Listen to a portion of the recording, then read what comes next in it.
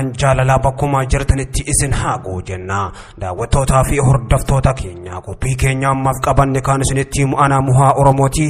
Amma dhumaan sagantaatti nu wajjin turan afeerraa keenya gamanumaan viidiyoo keenya laayikii sheer gochuun sin dagatinaadha. Waraanni bilisummaa Oromoo WBOn zoonii giddugaleessa Oromiyaa keessatti leenjii gubbaa ture guyyaa har'aan tana leenjii isaa xumuruun eebbifame bakkeewwan garaagaraatti bobba'uun isaanii baramee jira. Waraanni bilisummaa Oromoo yeroo lammaffaatiif zoonii giddugaleessaa Funyaan Finfinnee jalatti eebba isaa raawwachuudhaan dirqama isaa bahachuudhaaf Oromiyaa keessa kan bobbaafamaa jiru yommuu ta'u ammoo waraanni bilisummaa Oromoo kanaan dura dirree lixa Oromiyaatii fi zoonii kibbaatti leenjii garaagaraa fudhachaa kan ture ammoo gara giddugaleessa Oromiyaatti cahuudhaan Funyaan Shaggar jala Finfinnee bakka marsuudhaan yeroo kanattis qabatee jira. Waraanni bilisummaa Oromoo leenjii gubbaa ture torbee darbe keessa kan leenjii isaa xumuree eebbifame yommuu ta'u ammoo torbee kana keessa humni jajjabeen kuma hedduutti lakkaa'amu leenjii isaa erga raawwate ammoo eebba isaatis gaggeessee jira. Eebbi kun ammoo haala gaariin kan gaggeeffame yommuu ta'u waraanni yeroo ammaan tana eebbifame kun ammoo naannoo Shaggaritti tarkaanfii boonsaa fudhachuuf akka jirus hooggantootaa fi miseensonni waraana bilisummaa Oromoodhaa himanii jiru. Waraanni bilisummaa Oromoo WBOn ammoo kanaan dura dirree lixaatii fi zoonii kibbaatti erga leenjii fudhate Oromiyaa bakkeewwan garaagaraatti bobba'aa kan ture yommuu ta'u ammoo yeroo ammaan tana qeerroo fi qarreen Oromoodha. Naannawa isaanii maratti leenjii fudhachuudhaan bakka maratti qabsoo uummata Oromoo bakkaan godhaafis bobba'aa jiru. Kunis ammoo zoonii giddugaleessaa keessatti waraanni bilisummaa Oromoodha humna jajjabee komaandoo yeroo lamaaf kan leenjisee bobbaase yommuu ta'u ammoo dirreen waraana bilisummaa Oromoo tan qabsoodha. Oromiyaa bakka marattis banamtee jirti. Qeerroo fi qarreen Oromoodha ammoo biyyattii keessatti erga dirreen dimokiraasii fi siyaasaa fi filannoo cufaate gama dirree marrootti fuula deeffachuudhaan kilaash hidhatan yeroo kanatti qabsoo gaggeessuus murteessanii jiru.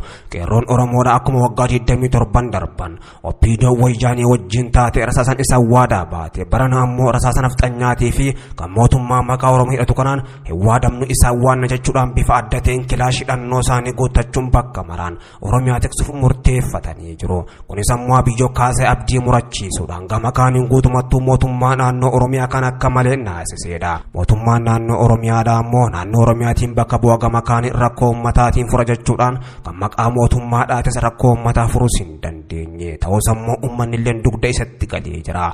Yeroo kanatti ammoo deeggarsaa fi akkasumatti illee gargaarsa ummata Oromoo irraa dhabuun akka malee Shimallis Abdiisaatii fi Abiyyi Ahmadis kan hamilee buusaa jirudha. Oromoon baran muratee waan keeni fakkaata. Bakka maraa gama qabsoo hidhannoottis fuula deeffatee jira. Baha hamma dhiyaatti kaabaa fi hamma kibbaatti bakka maratti Oromoon leenjii gubbaa jira. Yeroo mootummaan biyyattii filannoo sobaa gaggeessuu fi gama kaaniin dharaa gaggeessuudhaaf jecha bakka maratti olola labsaa jiru kanatti ammoo ummanni Oromoo bakka maraa ka'uun hidhachuudhaan filannoo haqaatii fi tan dhugaa mormii gaggeessuudhaaf kaayyeeffatee jira. Karaa marroo karaa sirrii fi qajeelaa akka ta'e bakka maraa ummanni Oromoo arguunis itti hiriiree jira. Marroon ammoo bara kana isiniin bilisoomsuuf jira yookaan ammoo isiniifin wareegamu jira jechuudhaan Abiyyi Ahmadittis dhaadachuun uummata Oromootti abdii sooree jira. Hooggantoonni waraana bilisummaa Oromoodha. Jeneraal Marroo, Jeneraal Gollichaa dabalatee itti aanaa isaanii sanyii fi kanneen biroo baay'ee ta'an ammoo bakka maratti waadaa uummanni Oromoo diiramanutti kan qabsoo uummata Oromoo galmaan ga'uuf jirreechuun barana dhaadannoo adda addaa dhageessisaa jiru. Gama biraatiin ammoo waraanni humnoota Tigraay haleellaa baatii jaaf taasisaa jiru itti fufuudhaan miidhaa guddaa mootummaa Itoophiyaa irra qaqqabsiisee jira. Loltoonni mootummaa haga ammaa ajjeefaman baay'ee ta'uu fi gama kaaniin ammoo humnoonni mootummaa ajjeefaman kunneen raayyaa ittisa biyyaa qofti otoo hin taane poolisiin federaalaalleen kan keessa jirudha. Walumaa galatti ammoo waraanni baay'een kan ajjeefame yommuu ta'u naannoo Tigraay keessatti kun akka malee humna biyyattii kan dadhabsiise jechuudhaanis himamaa jira. Loltoonni gara 20 siqan kunneen kan ajjeefaman yommuu ta'u ammoo Amaaraa fi waraana Eertiriyaa kan hin dabalannes jedhamaa jira. Lola jabaa Tigraayitti gaggeeffamaa jiru kana ammoo Geetaachoo Raddaa ammas dhaadachaa jiru. Hoogganaan TPLF Geetaachoo Raddaa yookaan ammoo dubbii himaan naannichaa ibsa dhiyeenya kana miidiyaa isaaniitiif laatan gubbatti akka dubbachaa jiranitti Biraanoo Juulaa beeka nama humaa fiduu miti nama zaachaa yookaan ammoo afaaniin of dhaadeessu akkasumatti illee gama kaaniin ammoo Baacaa Dabalee hoogganaa waraanaa jaamus hin danda'u jechuun dubbatanii jiru.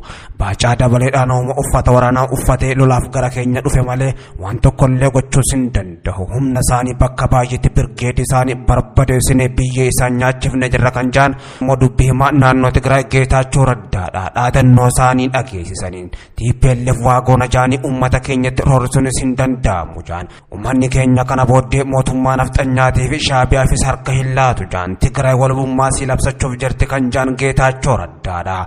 Abiyyi Ahmad dabalatee gama kaaniin hooggantoonni waraana biyyattii kan inni asitti bobbaasaa jiruu fi gama kaaniin guyyaa guyyaadhaan miidiyaa biyyattii gubbatti ibsa laachaa jiran dubbii sobaa dubbatan jechuunis dubbatee jira hoogganaan kun yookaan ammoo dubbii himaan mootummaa naannoo Tigraay kun. Walumaa galatti ammoo Tigraay haala hamaa keessa jiraachuu fi gochisuu kanneessaan lammiilee nagaa gubbatti raawwachuu dubbii himaan mootummaa naannoo Tigraay Geetaachoo Raddaadhaa dubbatanii jiru.